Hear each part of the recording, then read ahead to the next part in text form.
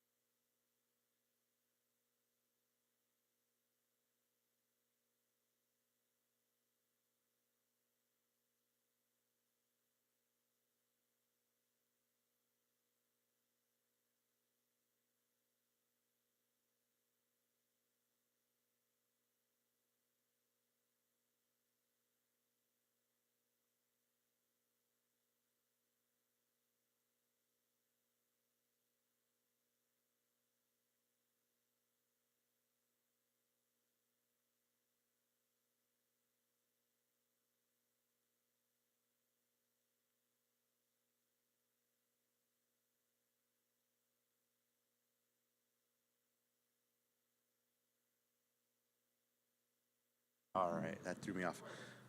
Testing audio. All right, you want to get super, people say fist, but I would say like half. And then you want to speak right into it. A lot of people think if I'm this close, it sounds, you can hear it. They can hear us, but we're also live streaming. So the people at home can hear you. You want to speak right into it right here. And address it. And public here.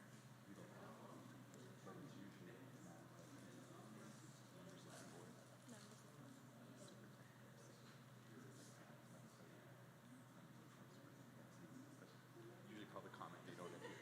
That's a lot.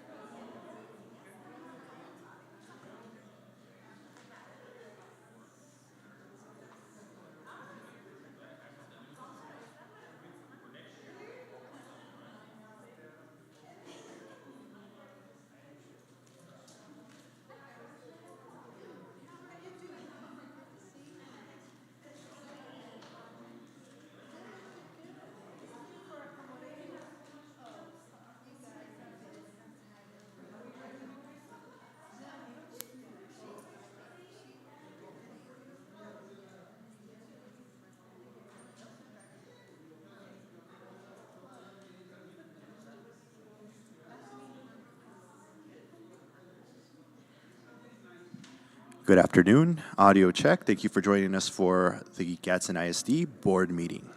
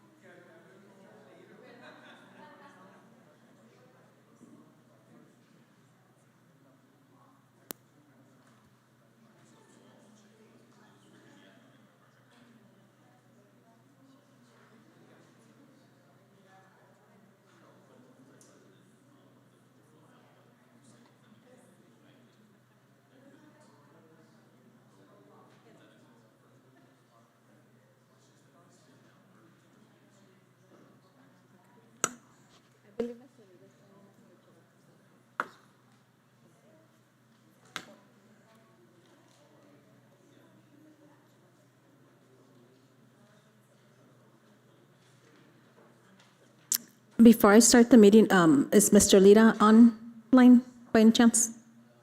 No?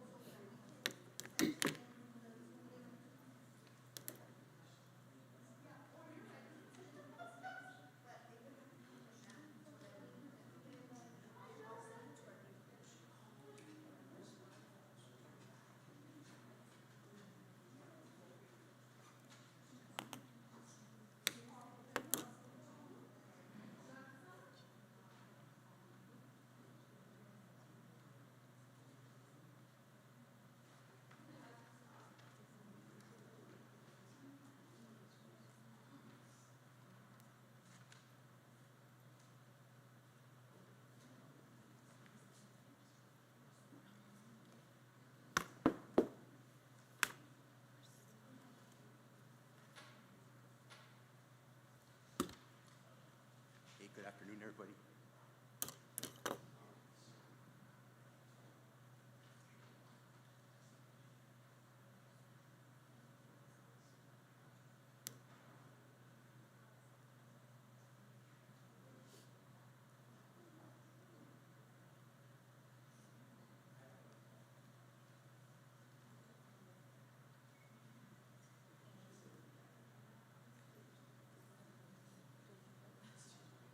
Sorry.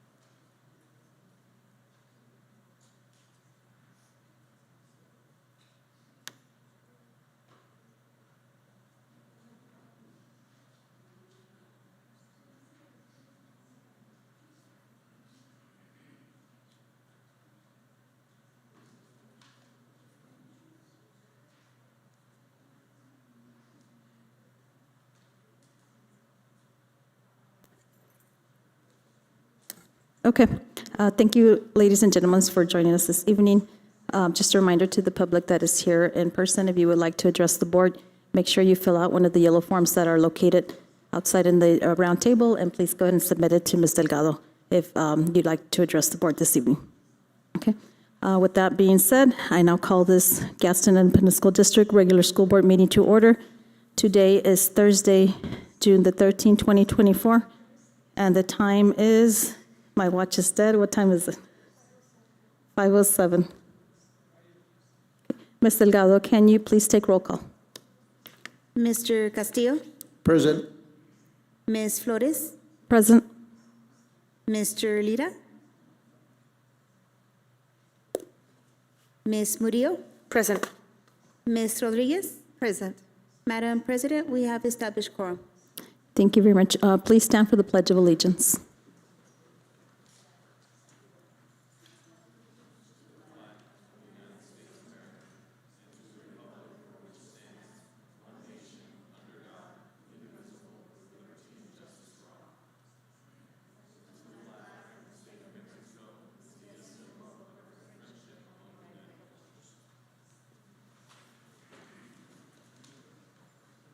Our mission statement is the Gadsden Independent School District will provide diverse educational opportunities that empower students to be successful in an ever-changing world. El Distrito Escolar Independiente de Gadsden brindará diversas oportunidades educativas que capacitarán a los estudiantes para tener éxito en un mundo cambiante. Okay, moving on to item 3 on our agenda, Superintendent Dempsey's district updates and recognitions. Superintendent Dempsey. Madam President, board members, thank you for joining us this evening. Both of our updates and recognitions are from our federal programs, Ms. Villalobos, and we're going to be discussing the ARP report and then chronic absenteeism for the 23-24 school year. Ms. Villalobos?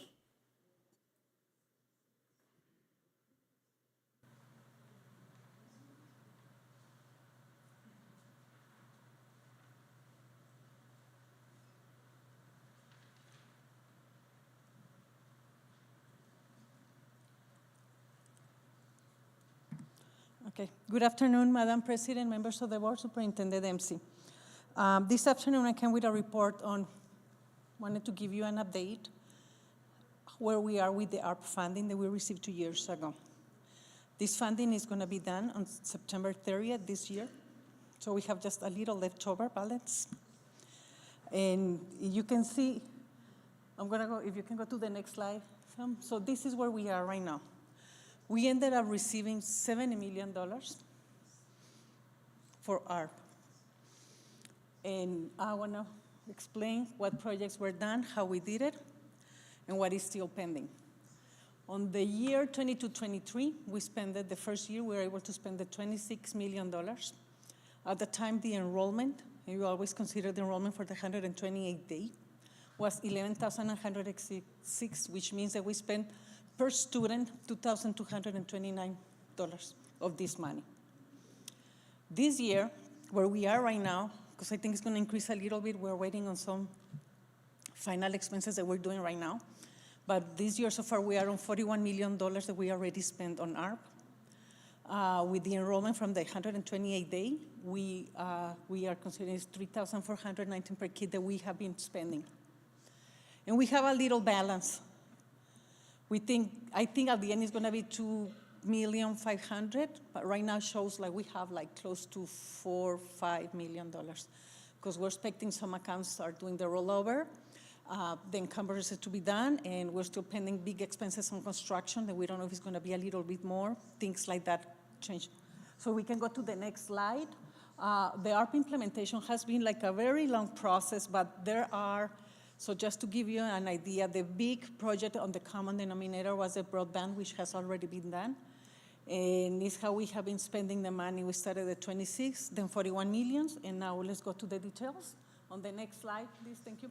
Okay, what are the projects that were accomplished with this? And you have the details exactly on the amounts on each one. What you have on your report, you can see the first part. This project, what is important for us to remember and understand, that was divided on 3 parts. We were required by the federal government to spend at least 20% of this funding on the academic loss. And we spent much more than that. We are already in close to 20 million just on the academic loss. What is how we address the academic loss because of COVID? And that's where we have big programs that were really impacting the community and the community of our kids. You have the details on every one where you can see exactly how much money we spend in each one, but that's what we did. The tutoring program, which what we did is for the first time we had the high dosage tutoring program. We hired Carnegie Learning, we hired Sylvan. We had the high reliability framework PD, which is Marzano. We provided the Jumpstart programs. We invested a lot on the social emotional learning programs. In all the STEM programs, robotics and Legos. We invested in music programs, on all the music program, and we did a huge investment on SPED. That's the first part on addressing the academic loss. Like if you go in your report, you can see one by one exactly where we are, this $19 million. And you can see how much we spent on each one. You can see, for example, how we went on every one of the expenses. So you can see, for example, on tutoring, we spent $1,700,000. We were expecting to spend much more. We were thinking we did contracts for a bigger amount. The response of the community was not as we expected on the high dosage tutoring. What happened with high dosage tutoring? We spent like $1,700,000. The tutoring online, which we were offering to our kids, was Carnegie Learn Carnegie, which is like, it's not the Cadillac, it's what, the Tesla, or I don't know, whatever it is, but it's like the best of the best. Very few kids took the advantage of this program, like very few. In Sylvan, the kids were more like, especially parents were more like, I'd rather my kid to have the tutoring at school. So Sylvan was more successful. The accomplishments with Sylvan, and you can see there in your papers, you can see that Sylvan was really bigger participation of kids. But if you're thinking that we have 12,000 kids and you have only 900 kids participating, and we promoted it a lot, there were incentives, there were a lot of things increasing, like trying to bring the kids. And one of the things we need to understand is because we have a lot of these after-school programs, so it was kind of like a competition, the tutoring and the high after-school, so that was really hard.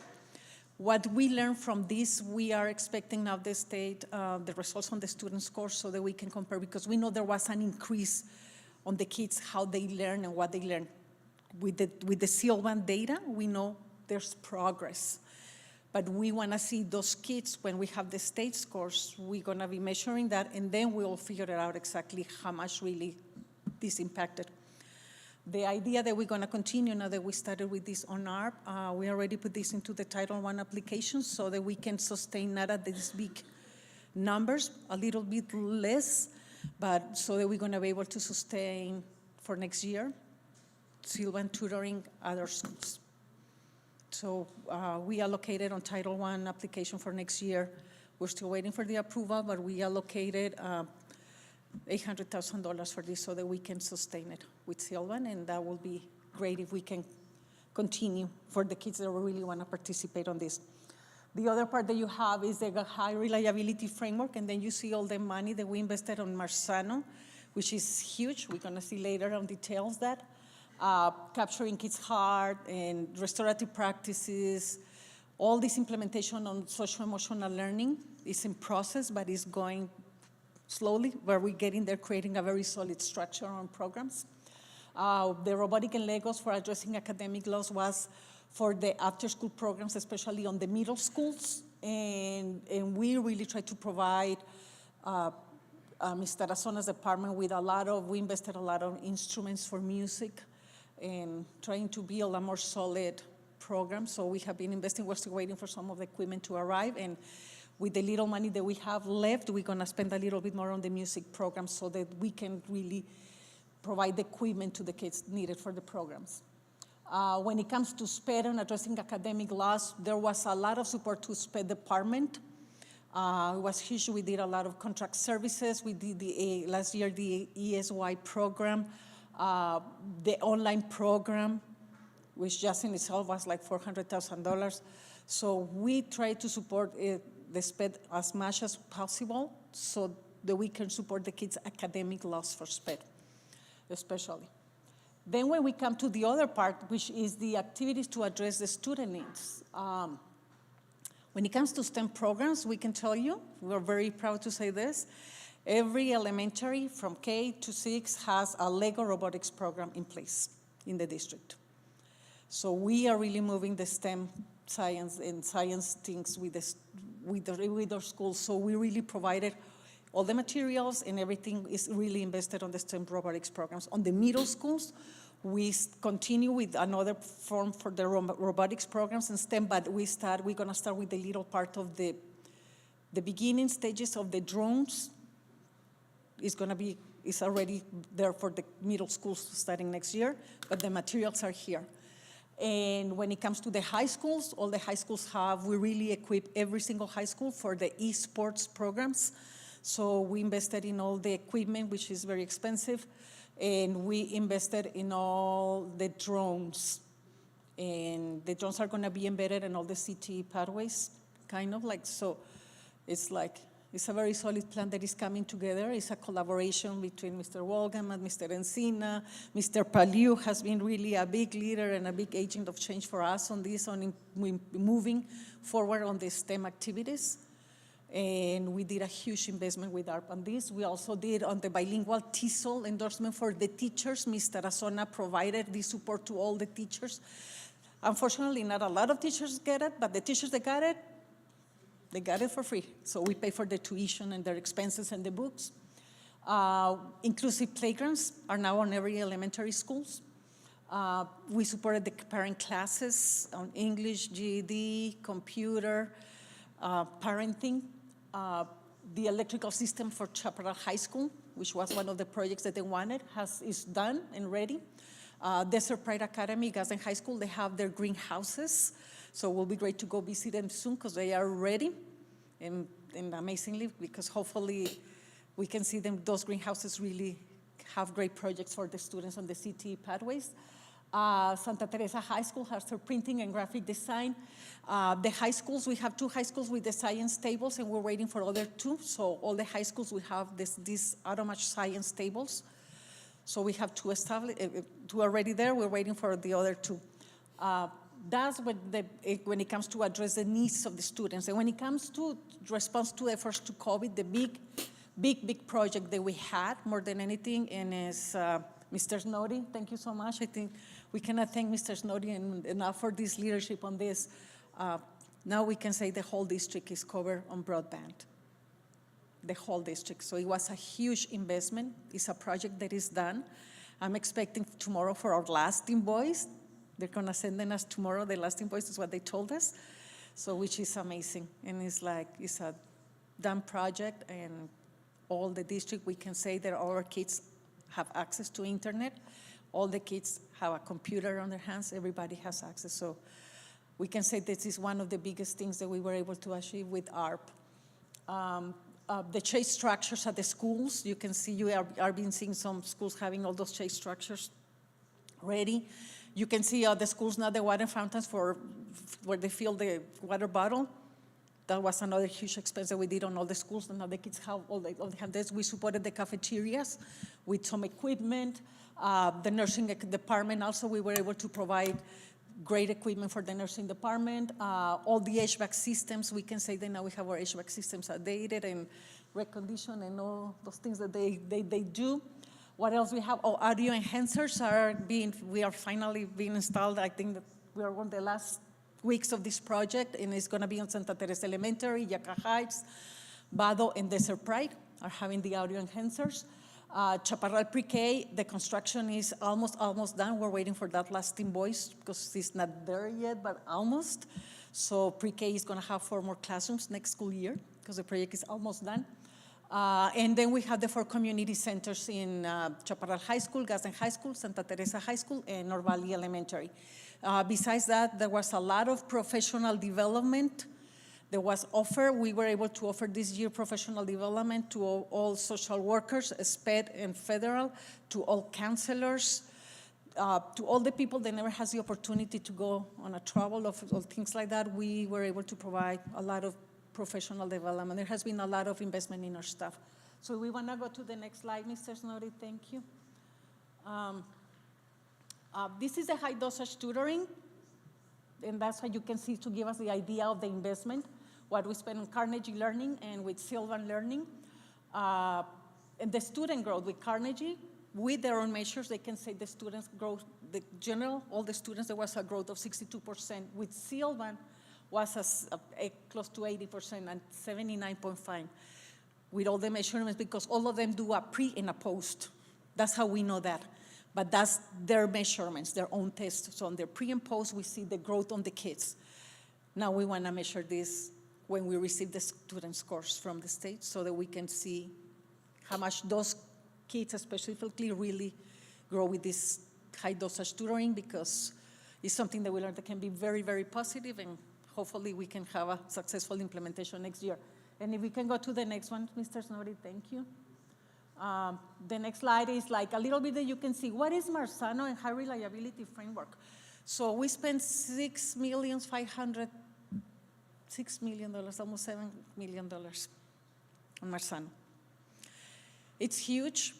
It's what is really moving us, and it's what all the academic department and our chief academic officer, Mr. Dempsey, have been working so hard so that we can move the academics on the district. So you can see there were offered so many things, professional development for every single administrator, instructional coach, instructional specialist, embedded coaching at every single school.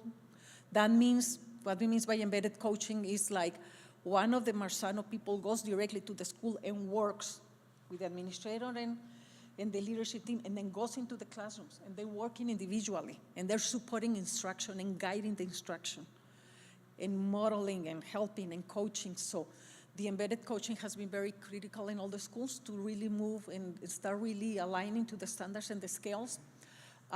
We can say that we participated in the 2 summits for the high reliability, and cohort 1 and cohort 2, so there was a lot of participants that went to San Antonio on that trip. On January, we had this opportunity for all our teachers, and every single teacher in the district participated, and all administrators. And that was the empowering the excellence, cultivating a culture of continuous growth. And that was an amazing training for 2 days that we had on January, if you remember.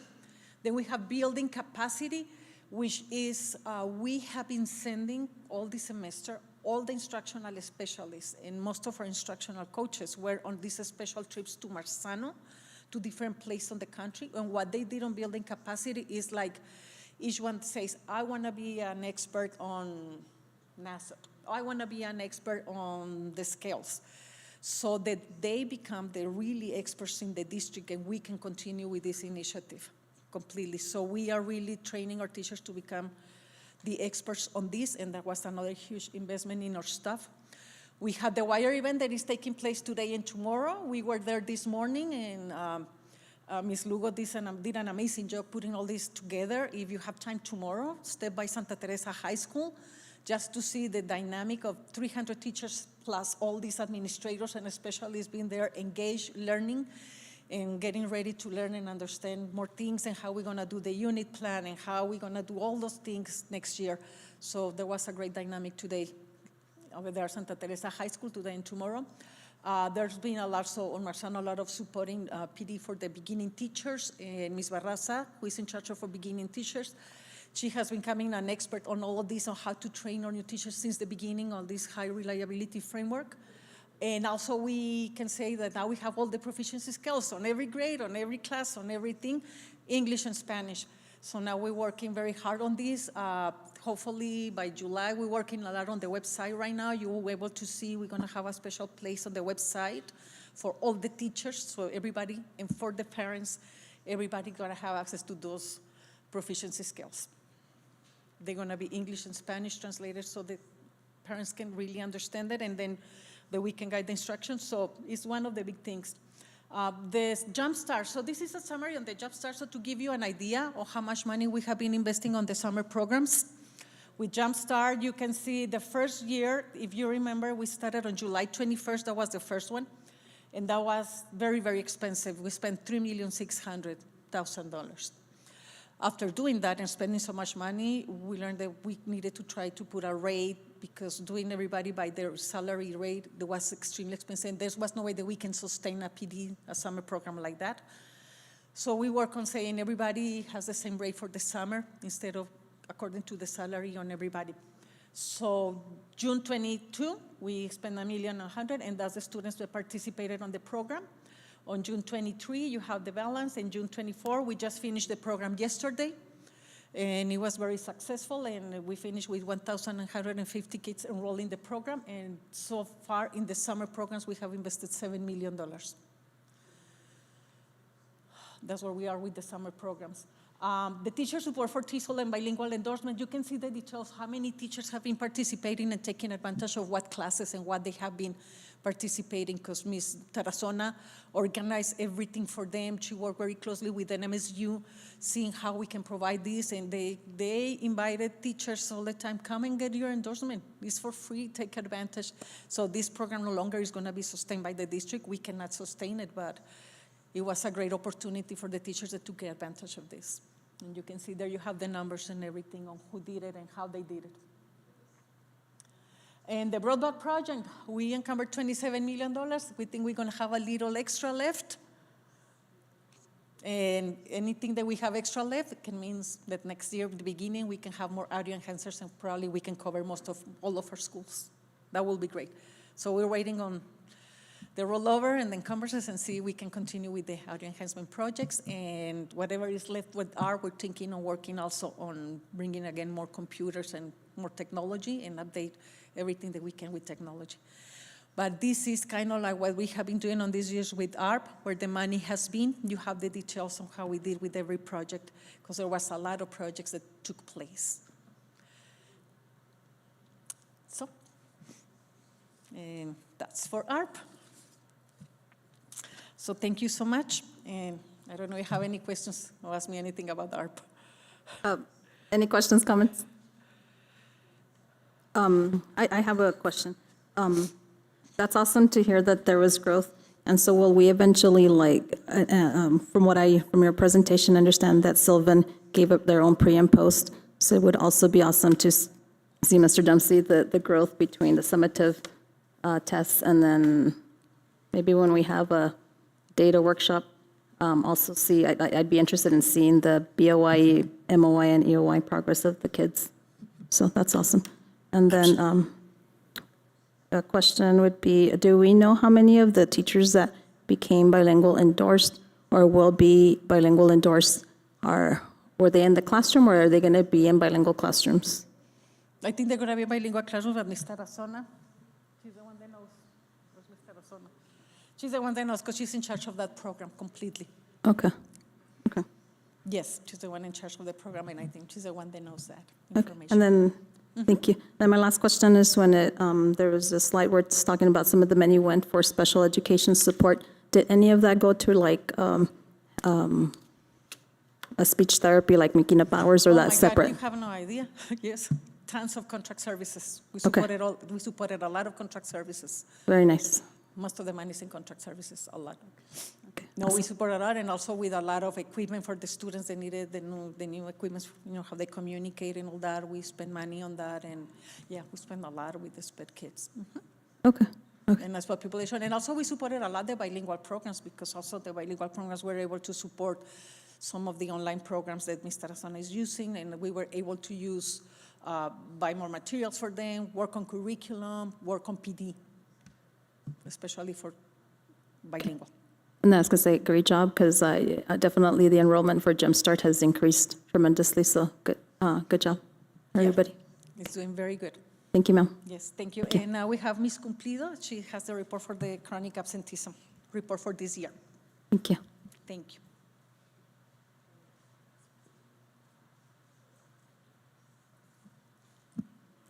Madam President, members of the board, Superintendent Dempsey, I'm here to provide the report on the chronic absenteeism for this school year. So just a quick reminder, we've moved away from truancy, and so we're focusing on the chronic absenteeism. Truancy focused on unexcused absences, and we are currently looking at excused, unexcused, and suspensions as well. And then, of course, we have our tiers of support here, where we have our tier 1, which is the whole school prevention, and then we have the individualized, and then we move on to the early intervention, and then, of course, into the intensive intervention. So a couple of things that we worked on this school year, we transitioned into really looking at that equity piece. In the past, we were looking at the chronic absenteeism and determining which schools needed more support based on how high their chronic absenteeism was. So this year, we're really looking at the poverty index and really also tying it in with what the need is when it comes to the chronic absenteeism and really focusing our efforts on equity. Professional development, we provided professional development for our teachers. We also provided professional development for our clerks. We do know that moving forward, we do need to provide more professional development because this was the first year that we did provide professional development for teachers. And so that was our first step, but we still need a little more work there. The end of the year progress, we really enjoyed meeting with all of our administrators. So we visit all schools, and we went ahead and looked at their attendance intervention plans that they submitted to the PED. So this is something that's been ongoing. At the very beginning of the school year, they created their attendance intervention plan. We were there to support as a team, and when I'm talking about the Attendance for Success team, it's everybody that supports as attendance advocates or attendance support. And so we met with administrators and their lead teams. We've also continued meeting with them for progress updates as well. And then at the end, really trying to gather data and remembering that also when we're looking at data and not necessarily just numbers, but also conversations that we're having and seeing where the need is and where the support is needed.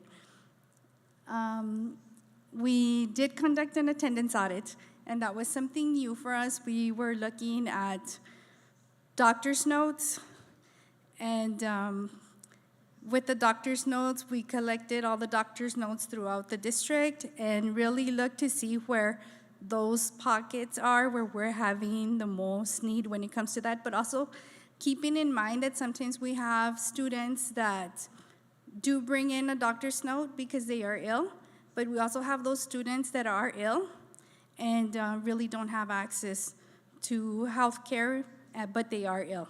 So also really looking at that, and not necessarily just because there's a doctor's note doesn't mean. So really moving forward so that we could get more support and provide more support for the families, really communicating with our federal social workers. So we're in communication with them, but also being cognizant of that we do have pockets where there's still need in that area. As part of our attendance audit, we also conducted a student voice survey, so I'll share a little more information in a little bit. We started planning for our attendance intervention meetings. We are going to incorporate the restorative circles. So sometimes we're talking about changes, but not necessarily. We're just improving the work that we currently do. And so we are going to be implementing restorative circles during our attendance intervention meetings.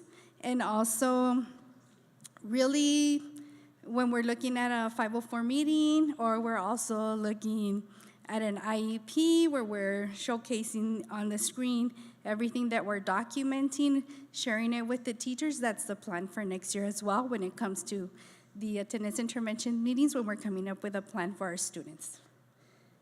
And then we are currently working on the Attendance for Success handbook. So we have a couple of team members that did make time to join us during the summer. It's a very busy time, but they are here, and we're currently working on an attendance handbook just to make sure that everything's readily accessible to everyone in the district. And, you know, sometimes some questions come up. What do we do if something happens? And so they'll have access to that. And one of them being that we are going to have a chronic absenteeism committee. So in order to drop a student, we don't necessarily just what we did in the past is going to change because we're going to have that chronic absenteeism committee where we're going to have 2 attendance advocates that will be participating as part of the team, and we'll also invite an administrator. So if you are an administrator at a high school that's requesting to drop a student, you won't be allowed to participate as part of a meeting, but we'll invite an elementary administrator or district administrator. And then, of course, whenever the decision is made, then that will be handed to the director, whether it's Mr. Araujo or Mr. Wogamuth. And also, we will proceed, before we drop the student, we will proceed by making sure that we conduct another home visit, we give them another opportunity so they could come in. And sometimes we've noticed that parents don't come in, and it's not that they don't want to be here, or it's just they don't have time. When we're at work, they're at work as well. So really just focusing on the needs of our community and supporting them. Something else that we've revamped is our electronic attendance advocate referral. So we did have a paper-based one, and during the pandemic, my understanding is that they did have one that they filled out via Google form. We have turned it into a Google Sheet, and we are going to be collecting different information, and this information will be provided to administrators, the lead team, and anybody who needs to have that information, whether it's a counselor, federal social worker, mental health therapist, and they'll receive that information in real time. So we're moving away from paper-based and really doing things electronically so everybody can have that information in real time.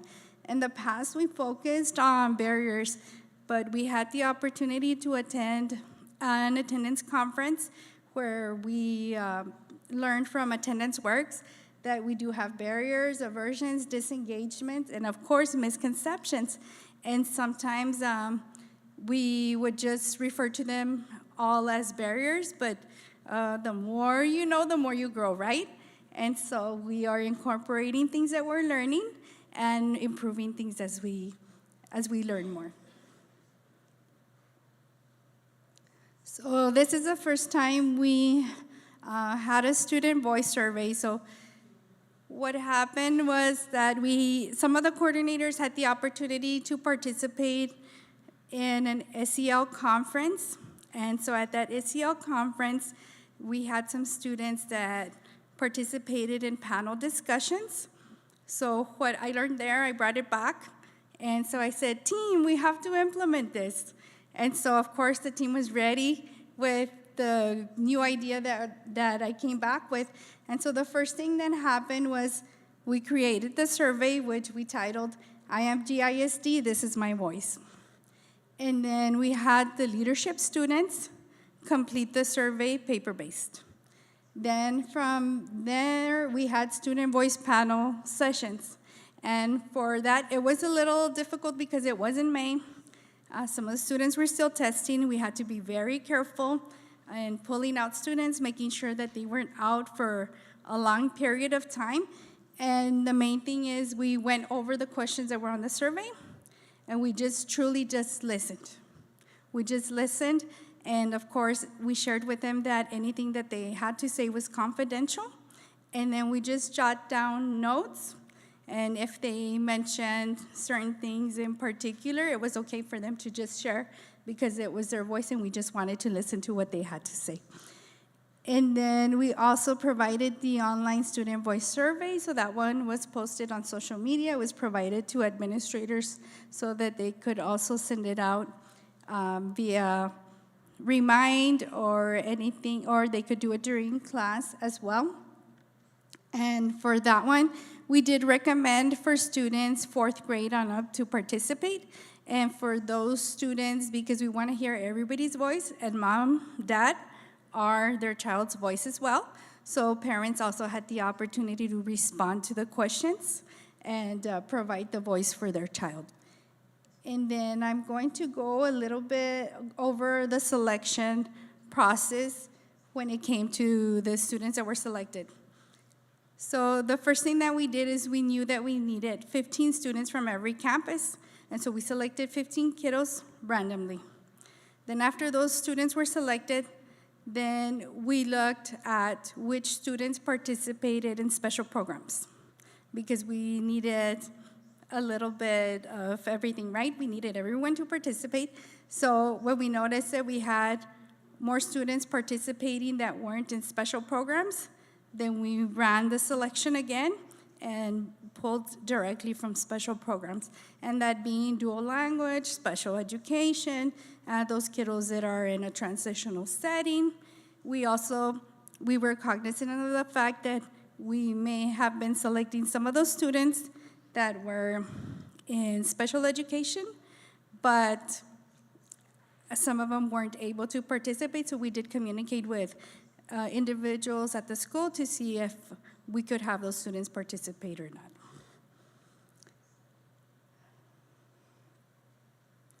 And so right here, you'll see some of the questions that were on the student voice survey. And then, so something for us to keep in mind is that they weren't multiple choice.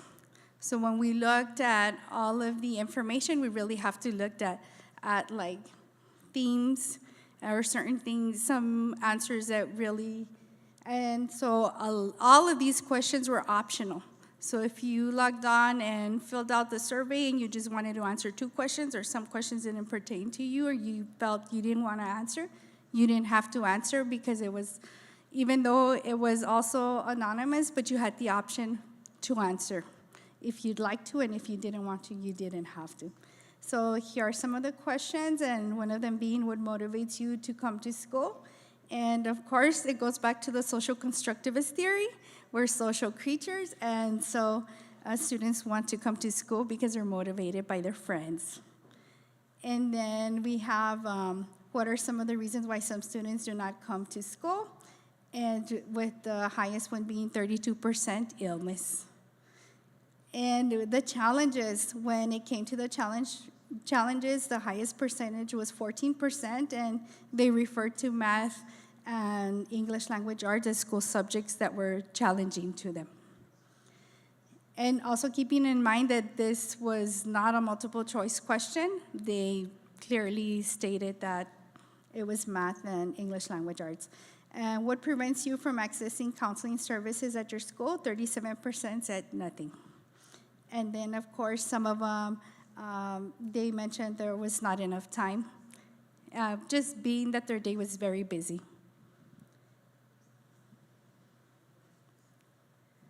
And then we had, what is your description of a healthy relationship with your teacher and school?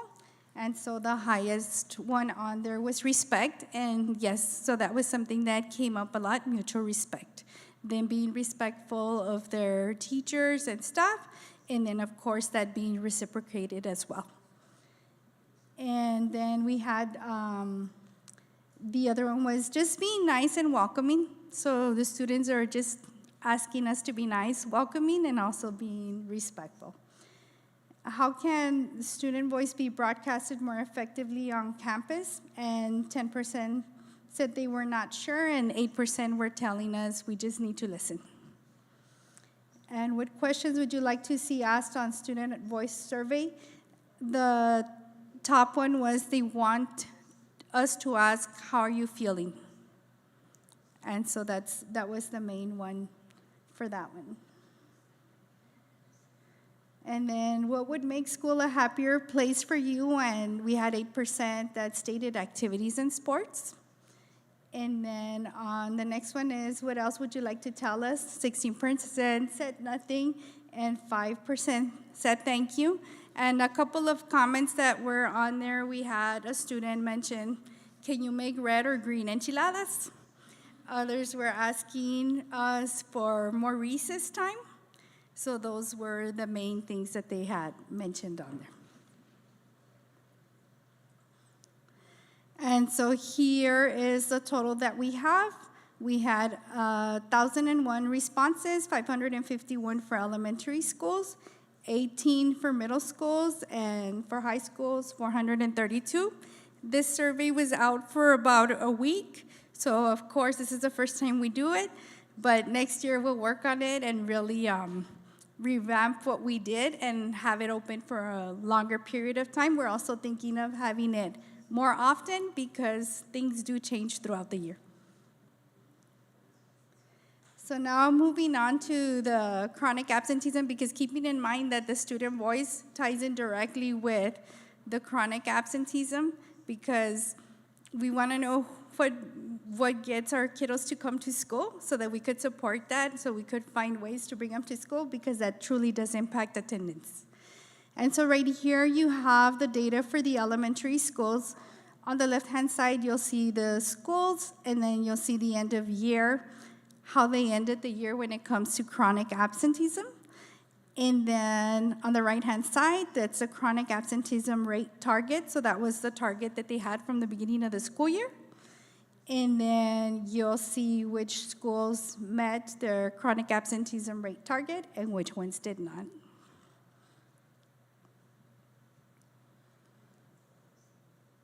And then right here, we have the information for the middle schools.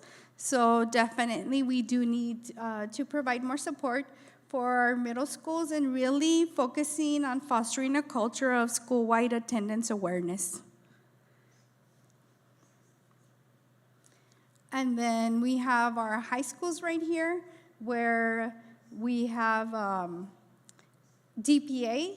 They met their chronic absenteeism target, and that was one that they are going to meet it. No, they're not. They are going to meet it. No, they're not. Yes, they are. And, they pulled through, and they did meet their target.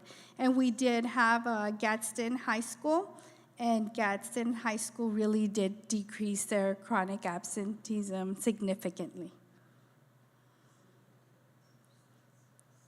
And so here we have this is for the whole district. We ended last school year with a 37.01%.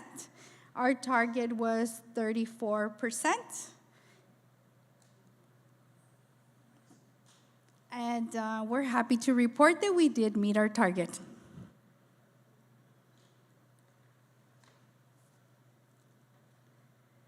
And so what's our path forward? So we're really focusing on that preventative piece, really prevention before intervention. We've been focusing a lot on intervention when it comes to attendance, but we're really focusing for next year. Our focus will be that preventative piece. We're going to continue to monitor data and then, of course, provide attendance support for the attendance improvement plans. We are also going to provide support for attendance lead teams. And really, something that we emphasize this school year is that we do have the attendance lead team, and they are responsible for creating the attendance improvement plan. But the attendance team is everybody at school, whether it's a custodial staff or whether you're an instructional assistant. Any stakeholder for that school is responsible for the attendance at that school, so that's the attendance team. And then also, we're very happy that we're going to be including the restorative circles in the attendance improvement meetings, actually giving everybody an opportunity to have their voice during those meetings. And we really want to hear what the parents have to say, how we can support them, and really just on our part, building those relationships and fostering them as well. And we will continue to offer professional development. And if you notice on there, we have improved attendance, and something that we focused a lot on this school year was recognizing those kiddos that had perfect attendance. But for next year, we also want to make sure that we focus on recognizing students that have improved attendance. That's all I have for you today. Do you have any questions for me? Are there any questions, comments, or concerns? Mrs. Rodriguez. For the professional development, I'm just curious, what kind of professional development were they receiving, the teachers? When we worked with the teachers, what we focused on was on the Attendance for Success Act. That was, even though it was enacted in 2019, we did notice that we had some team members, some GISD team members that weren't familiar with it. So that was our focus for that. And then also documenting attendance interventions as well on the attendance intervention suite. Will they be receiving some, during their professional development, some information like for the restorative circles, like understanding what it's all about, what it entails, who's going to be involved?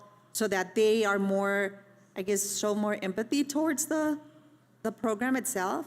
Yes, Ms. Rodriguez, thank you for that question, because that is one of our focus as well, and understanding that it's something new because they're not necessarily used to it, but we are going to be focusing on providing training on that, because it's very important for us to know that the role of a teacher is crucial. It's crucial when it comes to attendance. They're the very first ones that reach out to the parent, guardian when a child is absent, and also keeping them involved in that child when it comes to not only other things that are happening in school, but when it comes to their attendance improvement plan and for their child, for those students.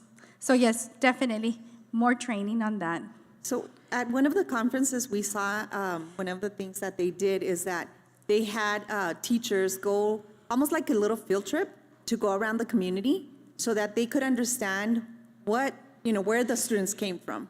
So I think that that's something that would create it would be an eye-opener, right? Many times we don't understand where they come from, and we think that everything is fine and dandy at home, and we see that many of them, once you see the homes, I mean, you're not gonna go into the homes, but at least understanding what the community looks like. So I don't know, that's something that I really enjoyed when I saw it at the conference, and I thought that would be something neat for us to be able to do something of that nature. So, Yes, that's certainly something that we can definitely look into.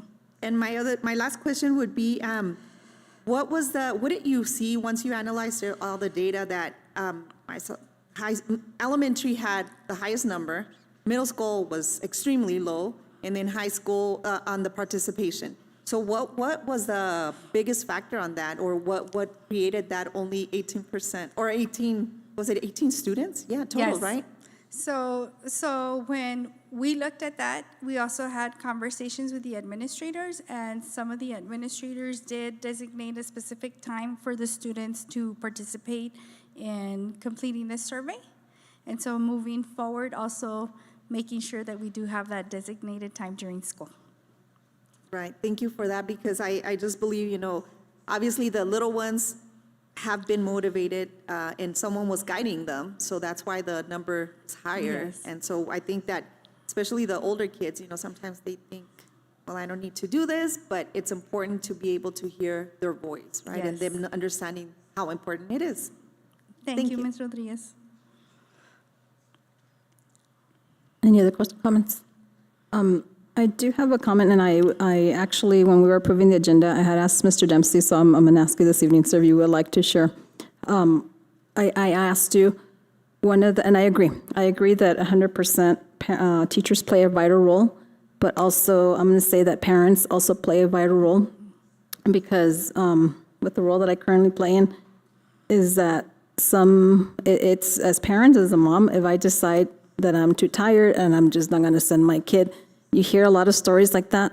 And yes, being empathetic, knowing where they're coming from, the background is important, but then there's accountability that needs to be had. And there really isn't teeth to hold parents accountable. So I was asking Mr. Dempsey is that we probably need to, I'm going to say parents should be held accountable too, but there's no teeth. So I was asking him, what can we do? Because that's another thing that we have to have the conversation. But I was telling him, can we reach out to the legislators, maybe working together to hold parents accountable? Because if not, it's going to continue. And so many times it's, as parents or guardians, it's I hear stories, well, I asked the little ones, well, how come you didn't come? Because my mom didn't wake up. Or she just said, you could just stay home. And so that's not right. And so what are your thoughts on that, sir? Madam President, board members, thank you, Ms. Cumplido. Interesting enough, LFC met today in Carlsbad, and I got to watch some of it. One of the main topics was chronic absenteeism. They have a group that is trying to help legislators make recommendations. They did talk about parents and parents' accountability. They didn't seem to go very far into that recommendation. Here's the one recommendation I thought was interesting, and it would impact our secondary students significantly.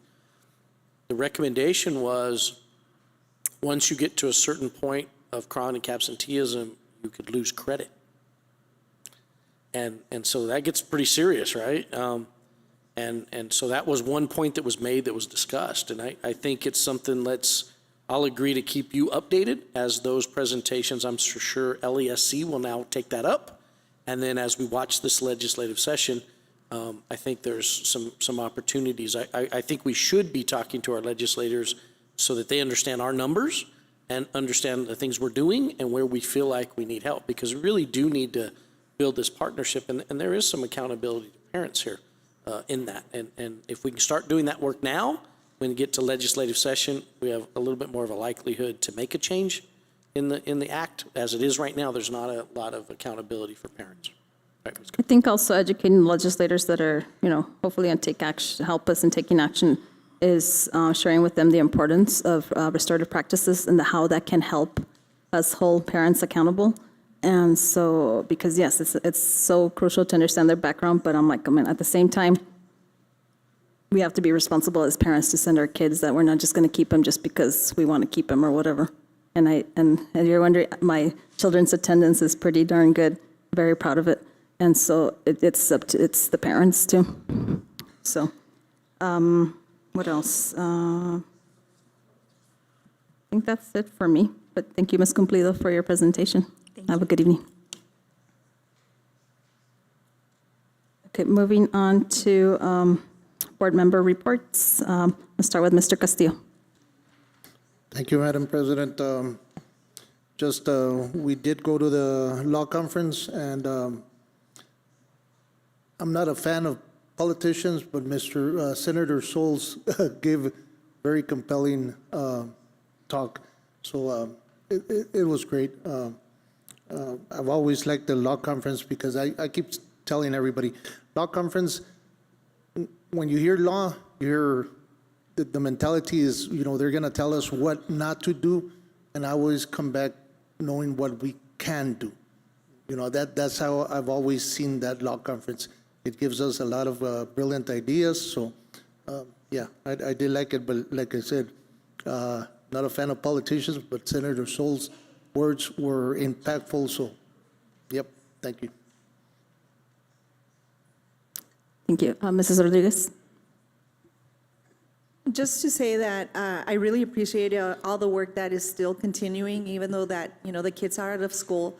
I know there's been a lot of work that continues, and the enthusiasm and just keep moving forward, looking to move forward in all the areas here in the district. Thank you for that. And for all the students, enjoy the summer, take care, and re-energize so that when you come back for a new school year, you have all that energy. And parents, please, make sure that your kids, during this time, drink plenty of water. It's so hot out there. Take care of yourselves. That's it. Thank you. Thank you, ma'am. Mrs. Murillo? No reports, ma'am. And as for me, I also attended the law conference too. So I always enjoy, learn a lot, and I need to go finish watching this movie called Bad Education that I didn't even know about, but it's pretty interesting and scary at the same time, ¿verdad? But I really enjoyed that session. And then also glad to see that at least under Mr. Dempsey's superintendency, I have seen that your leadership team and administrators and people in the district at leadership levels attend these law conferences. And so, some of the people I saw are sitting out here in the audience, so thank you for attending those sessions. It's good to be there sitting next to you, learning with you all. And then I do want to thank, like Mr. Rodriguez said, well, thank you to all the teachers, administrators for all your hard work as we concluded this academic year. And I thank also in advance those of you who are still on the clock as you're working to prepare for next year. And I know that you guys have professional development also probably being offered during the summer. So thank you to those who are providing that. And just a reminder to our families out there, to our seniors, tomorrow there's going to, if you have not filled out your FAFSA, there's going to be events going on at our Doña Ana Community College branches. Mañana, right? Oh, Saturday. It's not, I'm thinking it's Saturday already. It's Thursday. So on Saturday, June the 15th, they're going to have food, events, prizes. So if you haven't filled that out and you need support, go ahead and attend those and they'll help you. And what else? And then I do want to wish Feliz Dia de los Padres on Sunday. So happy Father's Day to all the dads out there. Because that takes place on Sunday, so don't forget, kids, to wish your fathers a happy Father's Day. With that, I conclude my report for this evening. Okay, moving on to our human resource report.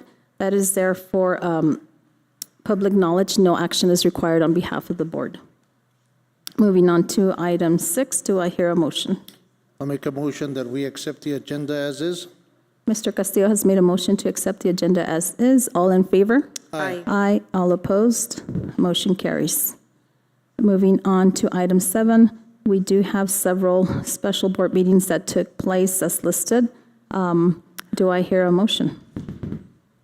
I'd like to make a motion to accept 7A and B special board meetings for May 20th and 21st, and the regular school board minutes for May 23rd. Okay, Ms. Rodriguez made a motion to accept the board minutes for our special board meetings that are listed under 7A and 7B, and our board minutes that are listed for our regular board meeting, 7C, as she stated. All in favor? Aye. Aye. All opposed? Motion carries. Moving on to the consent agenda. Are there any questions or comments? With that being said, do I hear a motion? I'll make a motion that we accept the consent agenda.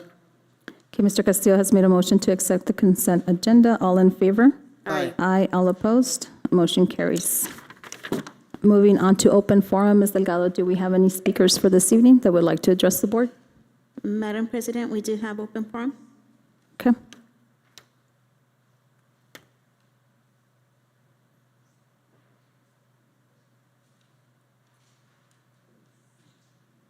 Okay, so we do have one speaker and for this evening, and I just remind the speaker that the board discourages personal attacks upon staff member or any other persons in attendance or absent by individuals who address the board. Any person making public comments shall be solely responsible for the content of his or her comments. The board neither adopts nor assumes responsibility for any comments made by individuals during public comment. Presenters are cautioned that statements or representations concerning others that are false and damaging to a person's reputation may subject the presenter to a civil action for defamation. The board prohibits personal threats and use of obscenity. Such speech is not protected and will not be permitted. The board further prohibits disruptive conduct. Disruptive conduct will not be tolerated. Any violations may result in the removal from the premises.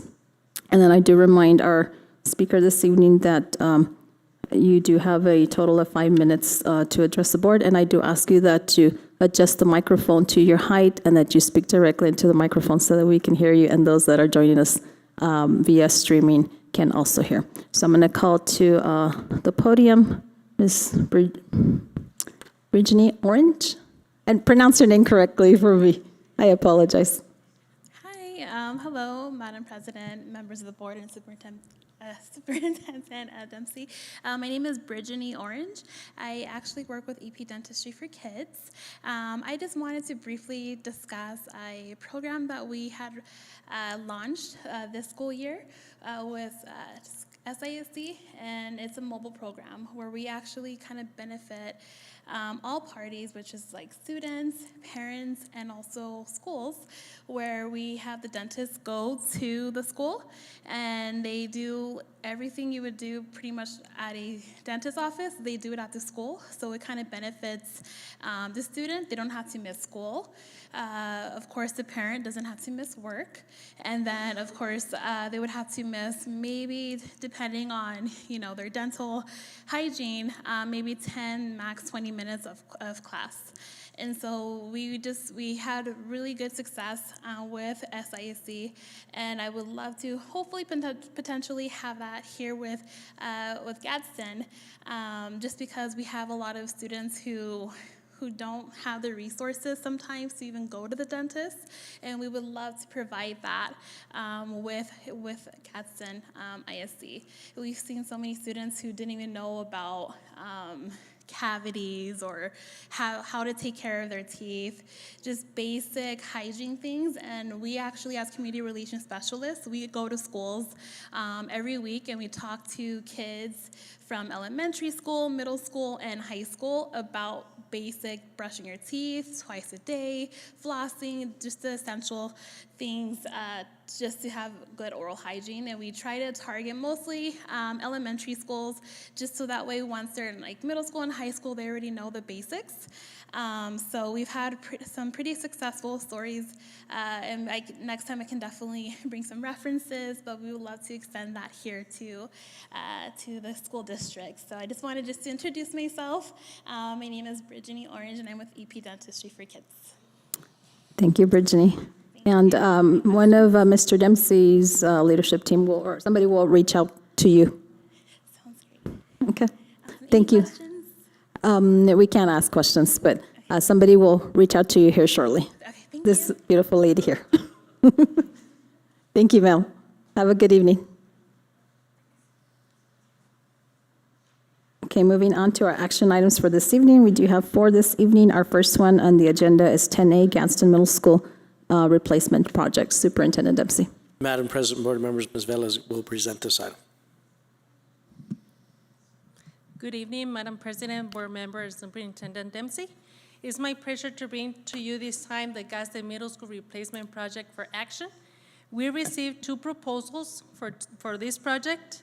As you can see in the table, the 2 contractors were evaluated. After the committee reviewed the technical proposals, the committee made a decision to interview both companies. Blackberry Stamp Construction and HB Construction, they were the 2 companies. They were interviewed, and Blackberry Stamp Construction was the one who got the most points with a total of 691.60 points. As per the final ranking, we recommend Blackberry Stamp Constructions for our Gadsden Middle School Replacement Project. Do you have any questions? Any questions, comments, or concern for Ms. Vela? Okay, with that being said, if there's no questions or comments, do I hear a motion? I make a motion that we accept action item 10A, Gadsden Middle School Replacement Project. Okay, Mrs. Murillo has made a motion to accept action item 10A. All in favor? Aye. Aye. All opposed? Motion carries. Thank you, ma'am. Thank you. Moving on to action item 10B, approval of the 2024-25 district operating budget. Superintendent Dempsey. Madam President, Ms. Martinez will present this item.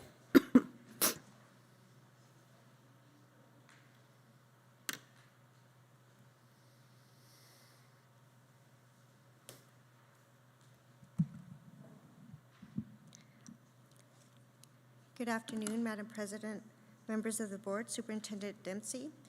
I bring to you for approval the 2024-25 Educational Fiscal Plan Operating Budget.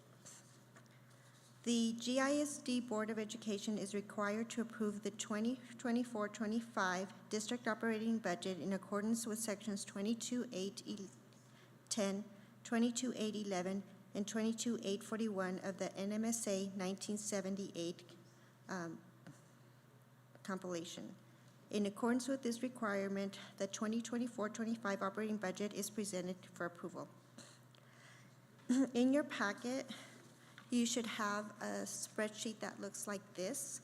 And what this is, it summarizes any changes from the last time that I brought the preliminary budget for approval. And then this would be the changes too.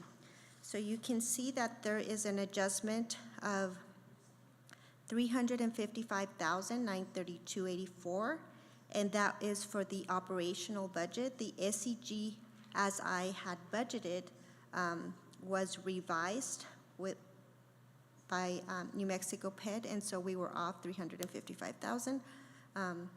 So that represents that. The other thing that was changed is we did receive an additional $1.2 million for the teacher and principal training and recruiting.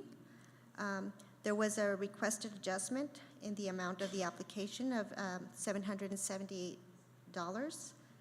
There was a 41,000, and that was the estimated carryover for that fund. There was the special appropriation for instructional materials. There was an award that we were made aware of on June 1st, and that was for 300,000.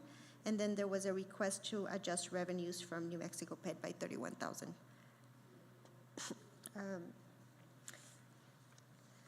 As it stands right now, the GISD 24-25 proposed budget totals $419,087,421.51. The budget includes $217.2 million for proposed operational expenditures, 1.7 for operational local revenue, and 6.2 for per pupil for transportation. Special revenues are $74.6 million, capital projects 82.4, and debt service 36.8.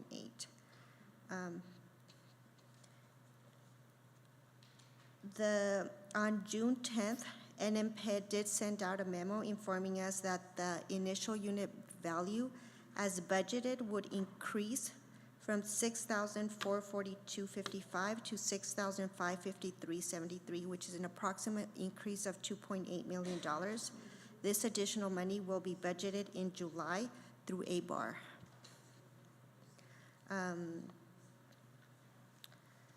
Included within the SCG is $2.1 million for instructional materials.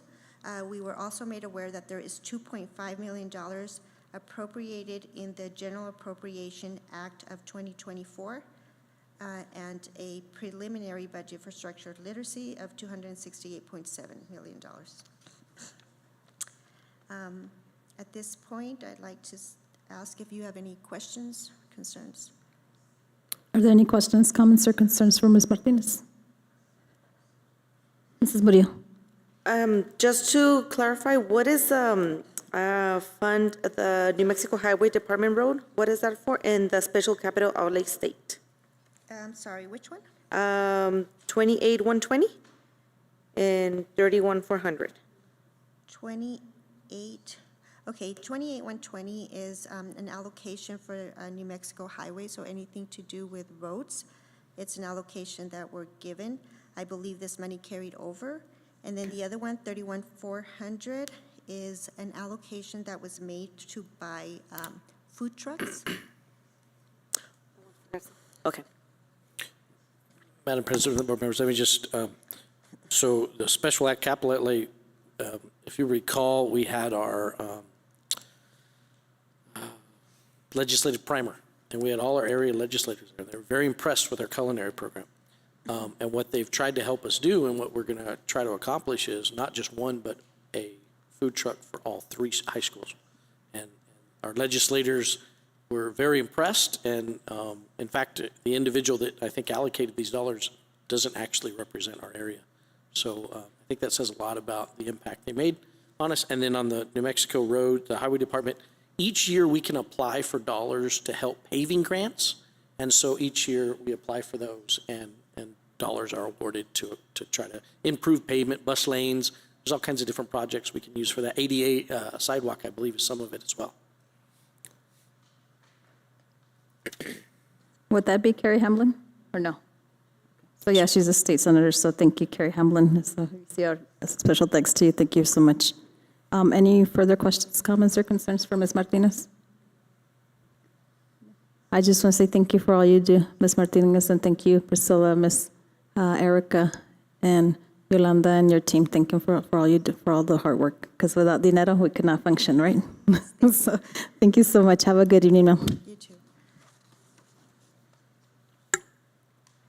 Okay, moving on. Actually, it's an action item. Thank you. Thank you so much. We're going to vote on it, right? Yeah. I'll make a motion. Yeah, no that wonder we you're all accept smiling. The approval of the upper reading budget? Yes, Mr. Castillo has made a motion that we accept the budget for this upcoming 2024-25 academic year. All in favor? Aye. Aye. All opposed? The motion carries. Okay, moving on to the third action item, which is our transportation contract for the school year, for our upcoming school year. Superintendent Dempsey. Madam President, board members, Ms. Cadena will help us with this item. Good evening, Madam President, board members, Superintendent Dempsey. I bring before you for action the 24-25 fleet contract, transportation contract for the school district.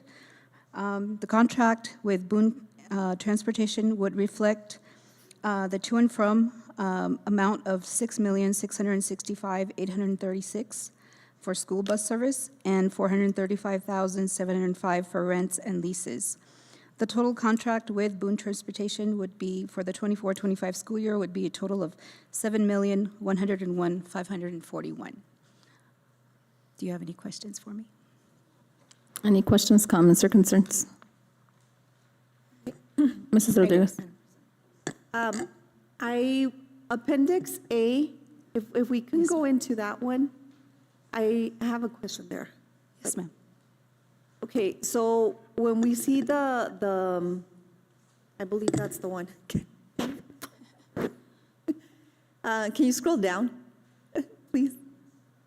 So I noticed that some of them had the rental fee or purchase fee. I don't know what it's. Yes, ma'am. So starting right there, what is that exactly on? Why do some of them have it and not others? Because we're still paying on those buses. Some are paid for.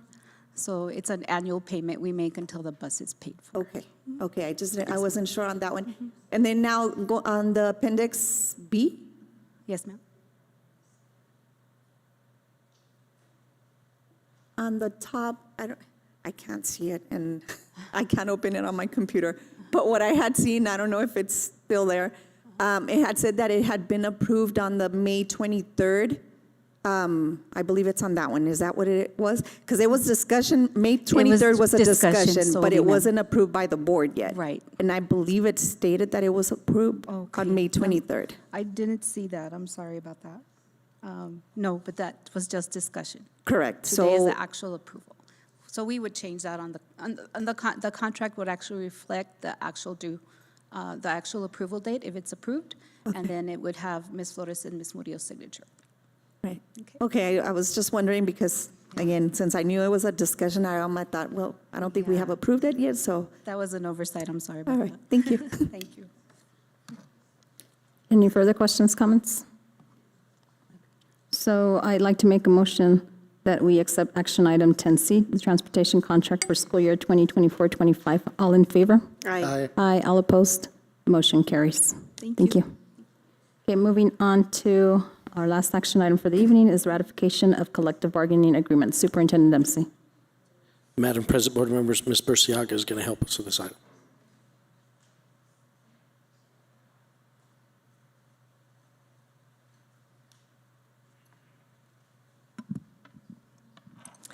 Good evening, Madam President, members of the board, Superintendent Dempsey.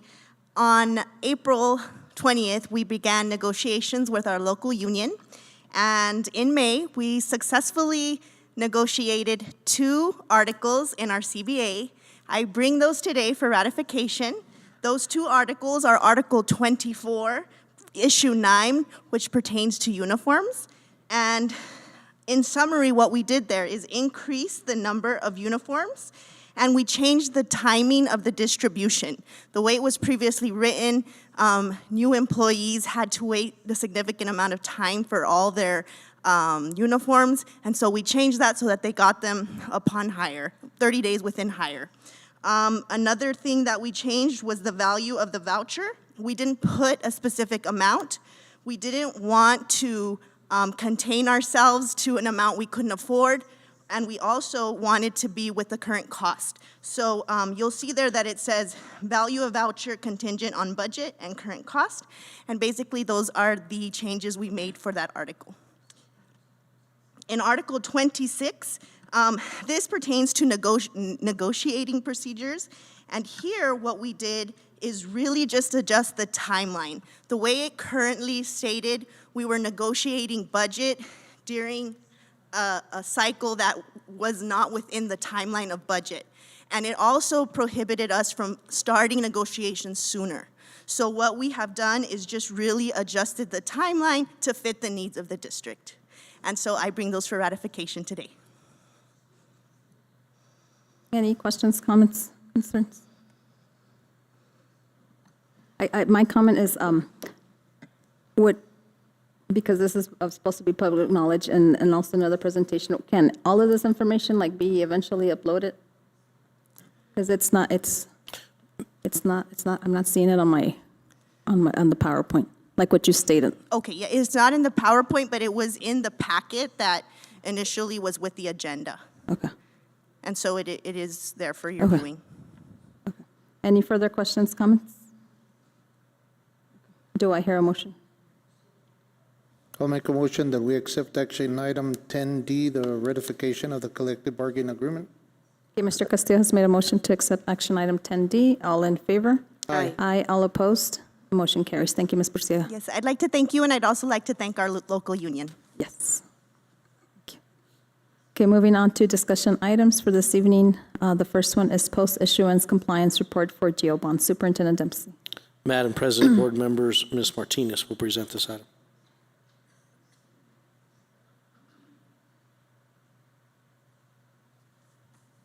Good afternoon, Madam President, members of the board. I bring to you for discussion the post-issuance compliance report that tracks our outstanding debt.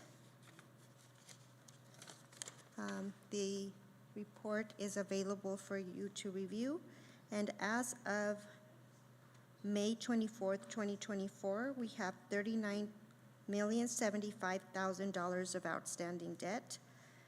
We are required to report this to the Electronic Municipals Market Access website, and so do you have any questions? It's just it's a spreadsheet that provides you the outstanding debt, maturity dates. Any questions, comments, or concerns? Questions? I don't believe we have any. So, thank you. Thank you. Okay, moving on to discussion item 11B, the request for purchase for Chaparral Middle School replacement design phase. Superintendent Dempsey. Madam President, board members, Ms. Vela will present this item. Madam President, board members, and Superintendent Dempsey.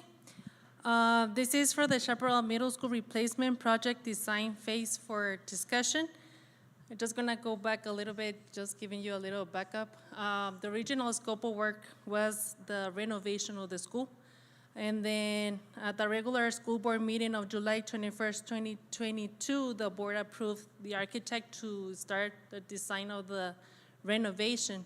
But when we get at the programming phase, the preliminary optional cost was of $85.8 million to renovate the school. So we have an internal discussion, and it was decided to cancel that RFP, that it was under the number 212284, and submit to the PSCOC, to the council, to change the original scope of work to have a full replacement instead of the renovation. And it was based on the cost that will be the renovation with a replacement. So on December 20 of 2023, a notice of cancellation of the request for the proposal, the previous proposal, was sent out to the architect. And on March 18 of 2024, the PSCOC approved to change the scope of work. So to change it for a full replacement of the school. So on the presentation, I'm just showing the proposed location for the new middle school. Because on this one, it's gonna be kind of different as we have with the Gadsden Middle School, that we have the opportunity to move the students.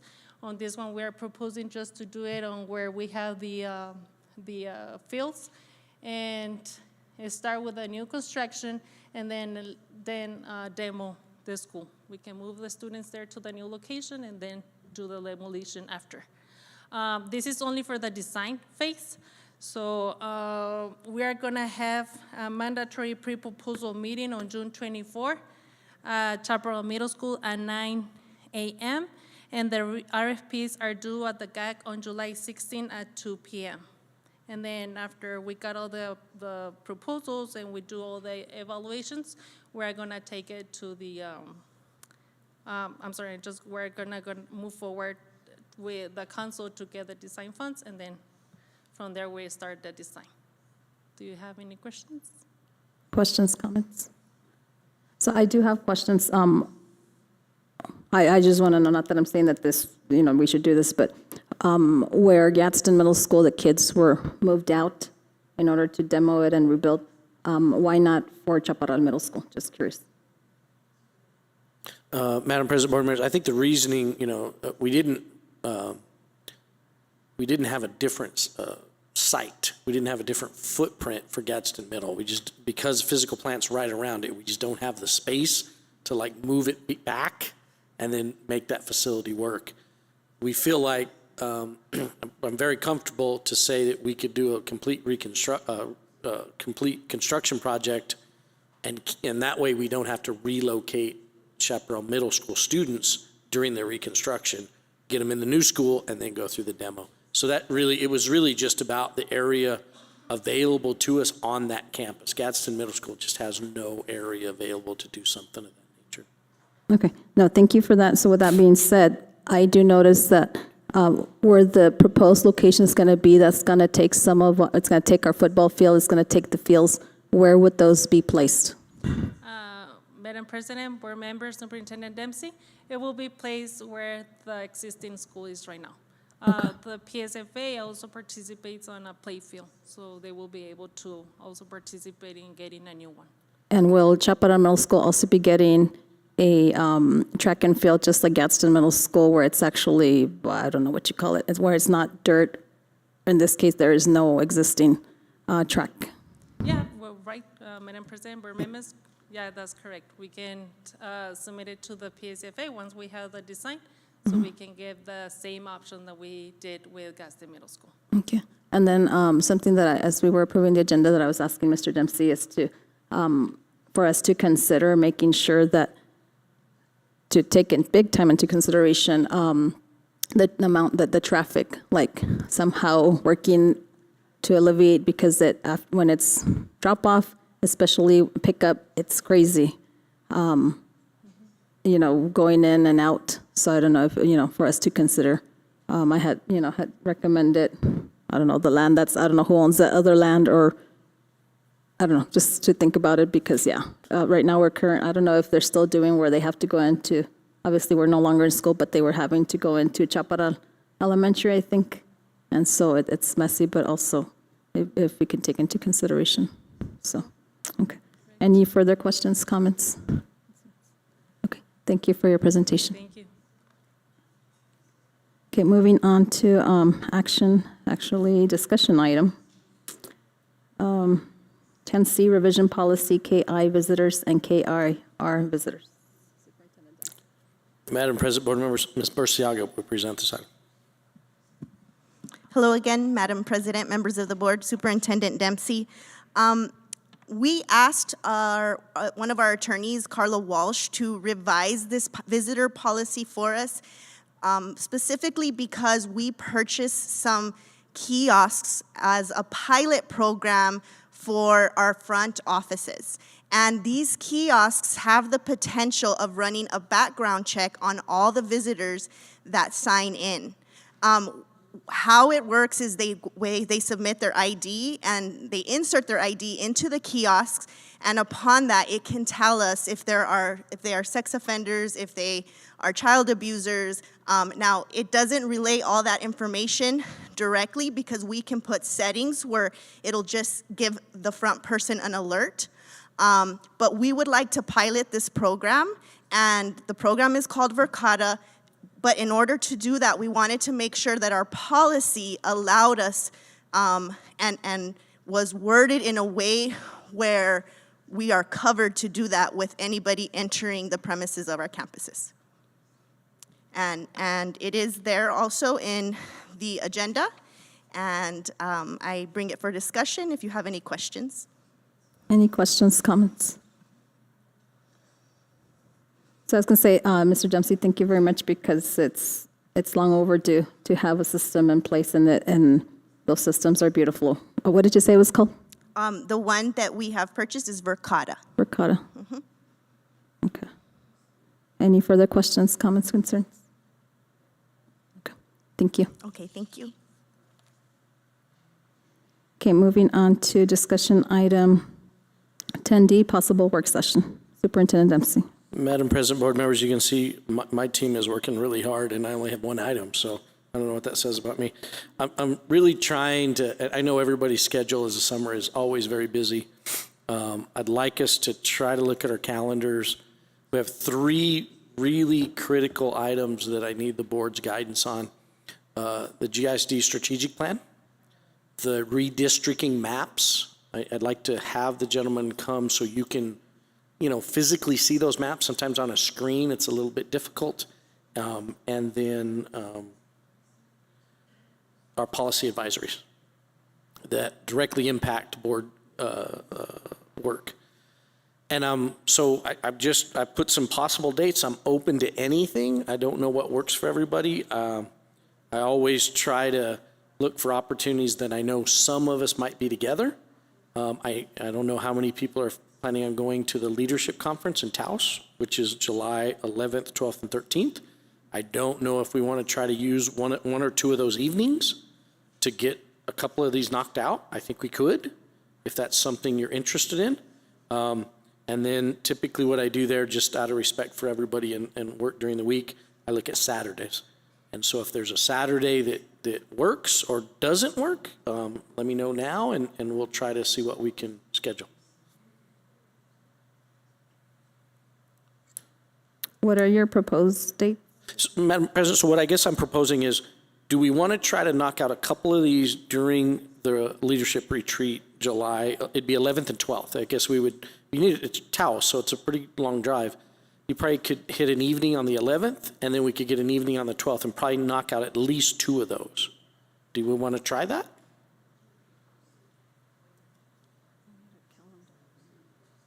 Oh, I have a calendar right here.